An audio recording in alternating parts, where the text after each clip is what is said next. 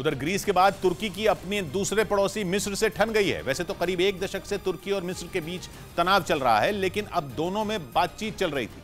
पर पिछले महीने तुर्की और मिस्र के पड़ोसी लीबिया के बीच हुई एक एनर्जी डील ने तुर्की और मिस्र के बीच लगी आग को और सुलगा दिया। और अब डील करने वाला तुर्की ही मिस्र को आंखें दिखाने में लगा है।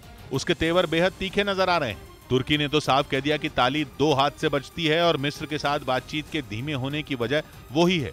2013 के बाद से तुर्की और मिस्र के बीच रिश्ते खराब हैं। तुर्की अब्दुल फत्ताह असीसी को मिस्र का राष्ट्रपति नहीं मानता। पिछले साल दोनों के बीच मसले का हल निकालने के लिए आधिकारिक तौर पर बातचीत शुरू हुई, लेकिन तुर्की लीबिया एनर्जी डील के बाद तुर्की और मिस्र के बीच बातचीत बनते बनते बिगड़ती दिख रही है। मिस्र का मानना है कि तुर्की ने लीबिया के प्रधानमंत्री के साथ आखिर डील क्यों की, क्योंकि लीबिया की संसद अपना नया नेता चुन चुकी है। ऐसे में मिस्र ये मानता है कि लीबिया के मौजूदा प्रधानमंत्री का कार्यकाल खत्म हो चुका है। लेकिन तुर्की लीबिया की सरकार से करीबी बढ़ाने में लगा है। यही बात मिस्र को खटक गई, लेकिन तुर्की उसे ही कसूरवार ठहरा रहा है। खबर है कि यूक्रेन जंग में पुतिन के आक्रामक तेवर देखते हुए नेटो ने भी जवाबी कार्रवाई के लिए कमर कस ली। रूस ने आरोप लगाया कि उसकी पश्चिमी सीमा के पास नेटो ने अपनी भारी भरकम फौज तैनात कर दी है, जो किसी भी वक्त अपने घातक हथियारों की मदद से रूस के खिलाफ मोर्चा संभालने के लिए तैयार है। मतलब ये कि दुनिया के सामने तीसरे विश्व युद्ध का खतरा मंडराता दिख रहा है, क्योंकि पिछले दिनों पुतिन की सेना ने जिस तरह यूक्रेन के शहरों पर ताबड़तोड़ हवाई हमले किए, उसके बाद से रूस और नेटो आमने सामने आते दिख रहे हैं।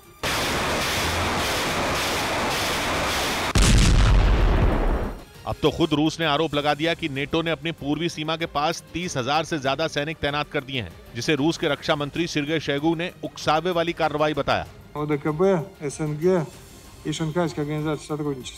असल में नेटो को यह आशंका है कि बेलारूस के रास्ते ही रूस का अगला बड़ा हमला होने वाला है, और कहा जा रहा है कि इसीलिए उसने रूस और बेलारूस की सीमा के पास अपनी सेना का जमावड़ा बढ़ाना तेज कर दिया, क्योंकि पुतिन के हजारों सैनिक गोला बारूद और दूसरे हथियारों के साथ पहले ही बेलारूस पहुंच चुके हैं। और यूक्रेन का साथ देने वाला नेटो तो पहले दिन से ही पुतिन के निशाने पर है। इसीलिए उन्होंने पिछले दिनों नेटो को तेवर दिखाने के लिए बेलारूस में पहुंचे अपने टैंकों और बख्तरबंद गाड़ियों का एक वीडियो भी जारी किया था। और अब तो ब्रिटेन की खुफिया एजेंसी ये दावा भी कर चुकी है कि पुतिन ने बेलारूस में परमाणु बम से लैस हाइपरसोनिक मिसाइलें भी तैनात कर दी हैं। दावा है कि रूस ने वहां पहली बार अपनी सबसे खतरनाक किंजल मिसाइल तैनात की है, ताकि नेटो रूस के खिलाफ कोई भी कदम उठाने से पहले 100 बार सोचे।